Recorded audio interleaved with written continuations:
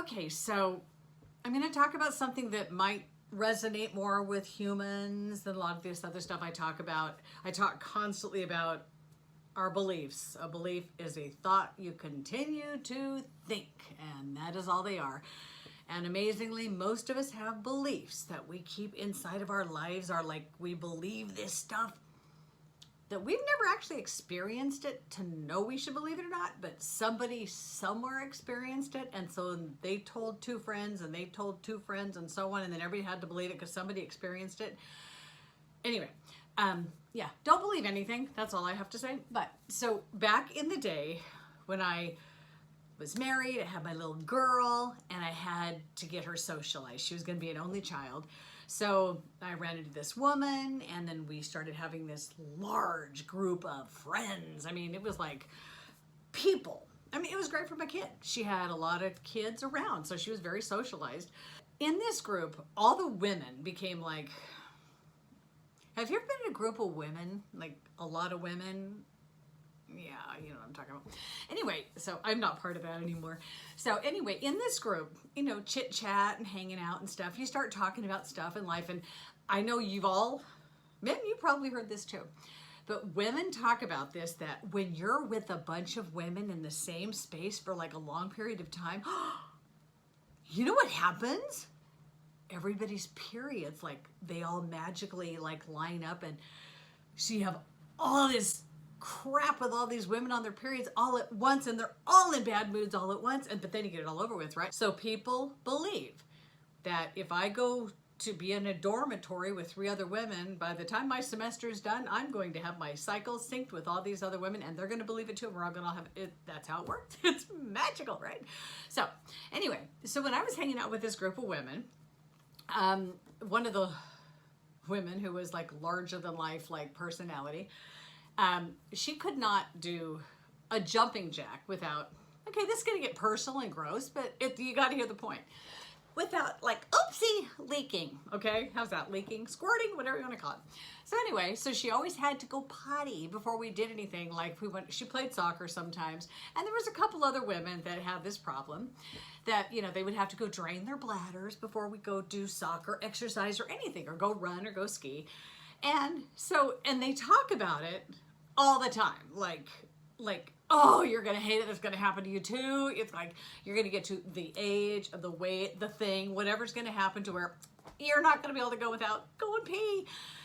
So I'll be darned. I played soccer a lot. I miss soccer so much.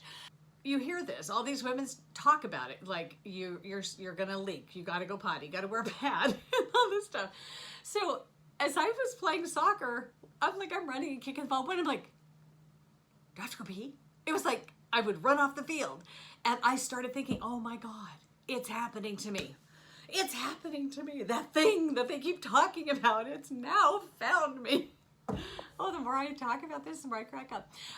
So anyway, so, you know, I heard it for so long from so many people that it was inevitable, right? Like when my eye doctor said, oh, you're going to need glasses. I'll be darned. Guess what I needed?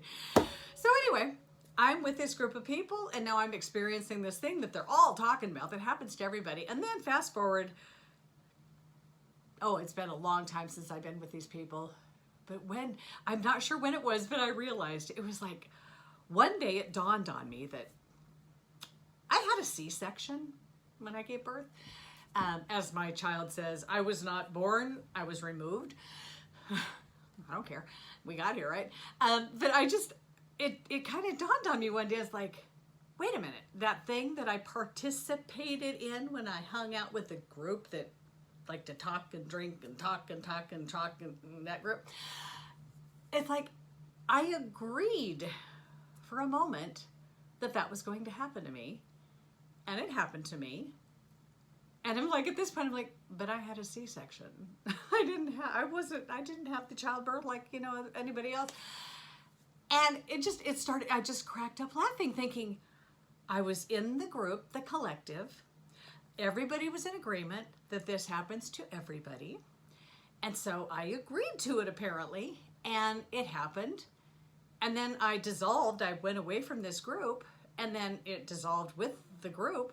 But it didn't dawn on me until one day when it dawned on me that I agreed to it. because as a group we believed it. And so it happened to everyone in the group, even those of us who had C-sections. It's because the belief is the thought you continue to think. I was part of the group.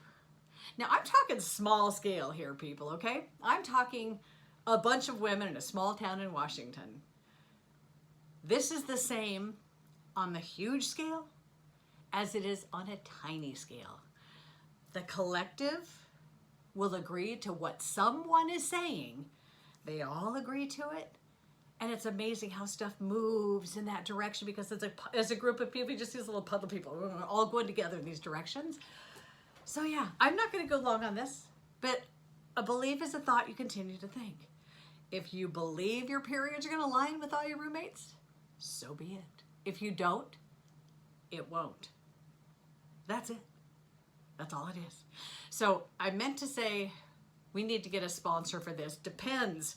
These are your audience.